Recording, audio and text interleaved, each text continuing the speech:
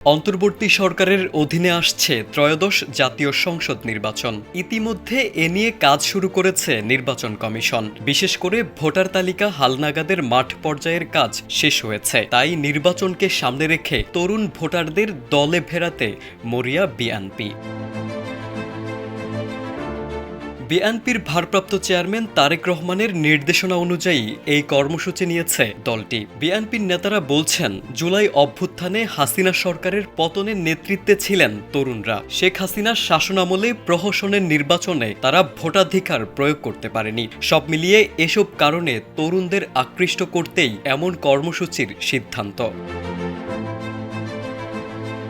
তরুণ এই ভোটারদের কাছে টানতে বিশেষ উদ্যোগ নিয়েছে বাংলাদেশ জাতীয়তাবাদী দল। মে মাস জুড়ে যুবদল, স্বেচ্ছাসেবক দল ও ছাত্রদল যৌথভাবে সেমিনার ও সমাবেশ করবে। তারুণ্যর রাজনৈতিক অধিকার প্রতিষ্ঠার সমাবেশ, এই শিরোনামে দেশের প্রতিটি বিভাগে সেমিনার করবে দলটি।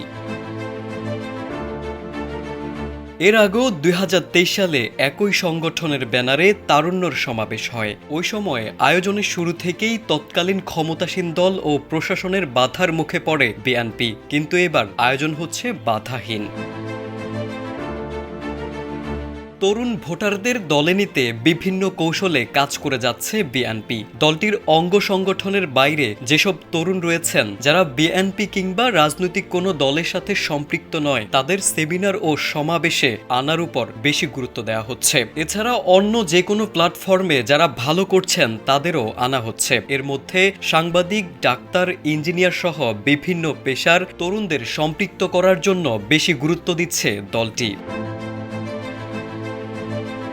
বিএনপির একাধিক নীতি নির্ধারক জানান, মেধাবী তরুণরা কর্মসংস্থান না পেয়ে বিদেশে পাড়ি দিচ্ছে আর দেশে ফিরছে না, যা উন্নয়নের ক্ষেত্রেও বড় বাধা হয়ে দাঁড়াচ্ছে। বিএনপি তরুণদের এই মেধা, জ্ঞান এবং তাদের স্বপ্নকে ধারণ করতে চায়। পৃষ্ঠপোষকতা দিয়ে তরুণদের দেশের উন্নয়নে কাজে লাগাতে চায়।